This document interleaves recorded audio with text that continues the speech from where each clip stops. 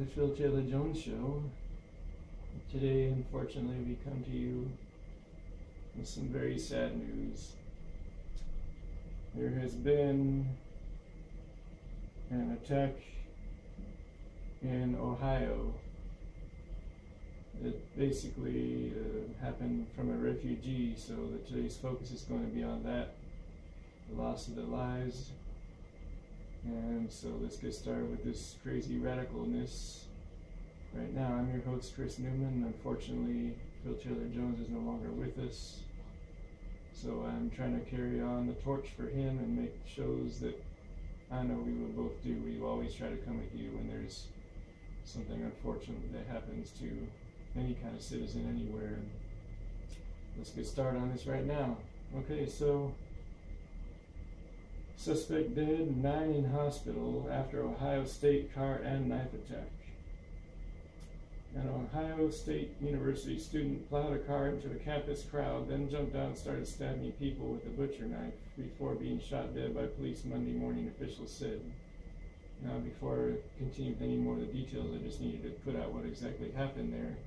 I'd like to start the show off by offering our deepest condolences from my brother, even though he's not here, because he would, as he always has, and I, to the victims' families, to those that are in the hospital with their families. We wish them the speediest and healthiest recovery, and to try to get past this crazy period in their life, and especially for the one that lost their life. You know, I hope that their family can find some kind of solace in the happy memories that they had with their family, and try to somehow move past this, and not forget it, but move on with their lives and try to get used to it without that person. Believe me, I personally know how difficult that is, but I wish them the very best to, excuse me, throat's kind of dry, to try to cope with their loss. Alright, so back to the incident. 9 people were taken to hospitals after the ambush, and 1 was in critical condition. The incident was initially reported as an active shooter situation. But the suspect did not shoot anyone. I guess that's just protocol. The police officer was on the scene within a minute and killed the assailant. He engaged the suspect and eliminated the threat, OSU Police Chief Craig Stone said. Law enforcement officials told NBC News the suspect's name is Abdul Artan, obviously not American, an 18-year-old student at the university. He was a Somali, and get this, I'll give a pause for dramaticness, refugee. That's what some people don't want here. President-elect Donald Trump doesn't want here. That's proving once again that maybe he wasn't wrong to make sure to vet people and to find out where exactly they're coming from, and so we don't suffer any losses like this. Refugee who left his homeland with his family in 2007, lived in Pakistan, and then came to the United States in 2014 as a legal permanent resident. Wonderful United States and their laws of the United States. The motive was unknown, but officials said the attack was clearly deliberate and may have been planned in advance. Stone, which is the police chief, said this was done on purpose. They may not know the reason, but I believe it was possibly Islamic terrorism. You know, that's what everybody usually says when something like this happens. And maybe, give me a moment here. Maybe Somali doesn't have Muslims over there, so if that's the case, then I take it back. But it seems with any kind of attacks like this, usually it's radical Islamic terrorism. So that being said, the campus was put on lockdown, and it was lifted about 11:30 in the morning, some 90 minutes after the violence unfolded on the Columbus, Ohio campus, where 60,000 students were enrolled. This car just swerved and ran into a whole group of people, said Nicole Kreinbrink. He was walking down the street when she saw the car hit people who evacuated an academic building during a fire alarm. All these people were running and screaming and yelling, she added. Jacob Bowers, an OSU sophomore, was sitting on a bench about 100 feet away when he noticed people were running. Then I heard someone yell, "He's got a knife," and I saw a guy with a big-ass knife, I'm just quoting him, excuse the profanity, just chasing people around. When I saw that, I grabbed all my stuff and started running, Bauer said. Bauer said he looked back to see a police officer on the scene. The officer yelled to the suspect, "Drop it and get down or I'll shoot." And obviously he didn't, and he fired on the suspect. The man was going insane, he said. Another student told NBC News he heard a gunfire from his dorm room. "I heard gunshots from my dorm, probably 6 or 7, said Stephen Junker, 18, a freshman who lives 2 blocks from Watts Hall where the incident occurred. Excuse me, it's kind of dry this morning. He said that he and his roommate looked at each other, heard sirens about 5 seconds later, and then looked through the window. He saw fire trucks, a couple of cars, and a body lay on the ground, he said. The Columbus Fire Department said it transported 10 people to hospitals. 9 were in stable condition, 1 was in critical. They told people to continue to shelter in place, avoid area of college. More information to follow on their official Twitter channel or page. The campus was put on lockdown for 90 minutes after the university first reported an active shooter in the chaos of the moment. "Run, hide, fight," the university's emergency management office tweeted. I don't know about that fight part, but the guy who has a knife. "Continue to shelter in place." Students hunkered down in the classrooms with shades drawn across the 2,000-acre campus. Lisa Goldstein, 26, was in her Geographical Information Systems class in Stillman Hall when a text alert hit everyone's phones. Well, it's good that they're doing something like that to get everybody alerted. The students locked the door with their book bags and monitor social media and live streams for updates. "It's been a little overwhelming and scary. It's not something you think would happen on our campus," she told NBC News. I'm basically just reading the whole article too, so you can get the whole gist of this unfortunate tragedy and incident. Ohio Governor John Kasich tweeted that the state's thoughts and prayers go out to the Ohio State community. Be safe, listen to first responders. LeBron James, a basketball player, praying for all students at Ohio State campus. Please find safely as soon as possible.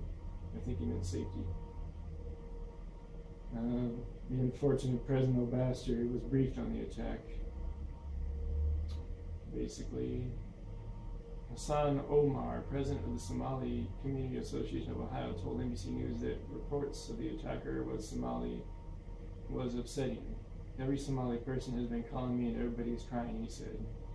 "This is a shock," he added. "As a Somali community here, we are in a state of shock. In Columbus, we live in a very peaceful community. This is going to affect the life of everybody. We are American and we don't want somebody to create this problem." Well, not that I'm trying to speak against his citizenship, but to me, you're an American if you're a black, white, American, Indian. Some people might argue with that. That's just my opinion. You know, and maybe I'm totally wrong for saying this, so maybe it shouldn't have been spoken at all, but I'm an American, and my loyalty lies with purebred Americans, and not that he's guilty by association, because he truly is sorry that this happened, and I won't doubt that. I won't, stand in his glory, by saying his heartfelt well wishes for what happened, but he was a refugee, and I'm going back to that thing about, was Trump so wrong when he wanted to get the refugees properly vetted and find out who the heck is coming into the country? I don't think so. Time and time again, and we've done many shows when tragedies like this happen, too many to tell you the truth.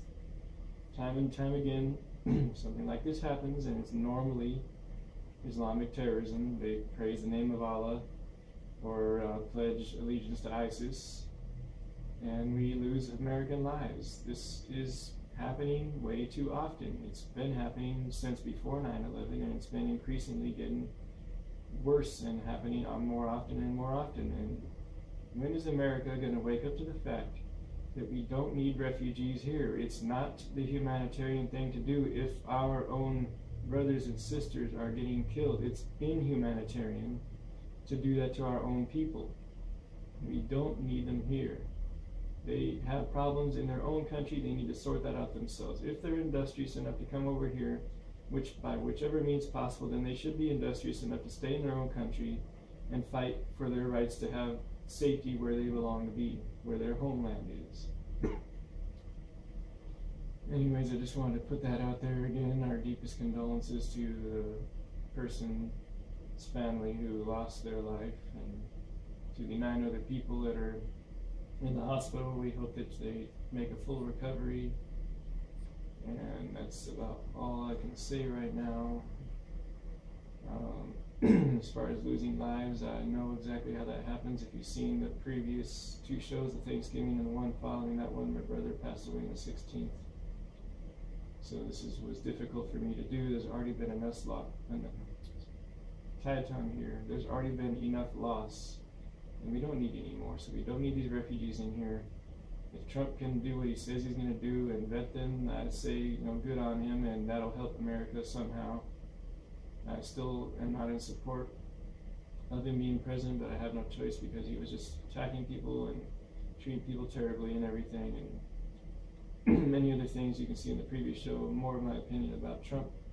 So I don't know where this country's going to be going. I just hope that we can have these unfortunate deaths stop. I know it's probably impossible. I don't hope it's not improbable, but these deaths just need to stop happening. It's just too often, too frequent, and it's too much bloodshed. So the weekend just finished. I hope everybody had a great weekend.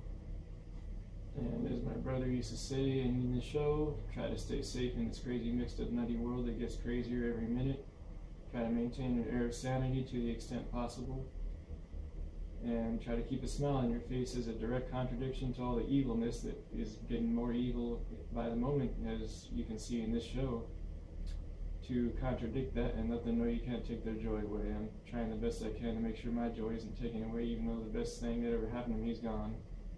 I'm trying my best to lead a normal life, get used to dealing with certain things that I have to do alone now. But that's notwithstanding, if you want to see episodes about who my brother was to me, who he was to other people, and my thanks to the people that have been supporting us before and after this happened, supporting me after it happened, feel free to check out the Thanksgiving special / in memory of someone special in the episode directly after that one.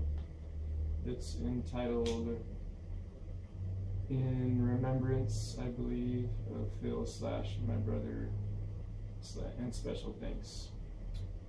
So thanks for watching the Phil Taylor Jones Show. As he always ended it, dump the hate, especially so with this happening, and increase the peace. Thanks for watching the Phil Taylor Jones Show. We'll hope to see you next time. Goodbye.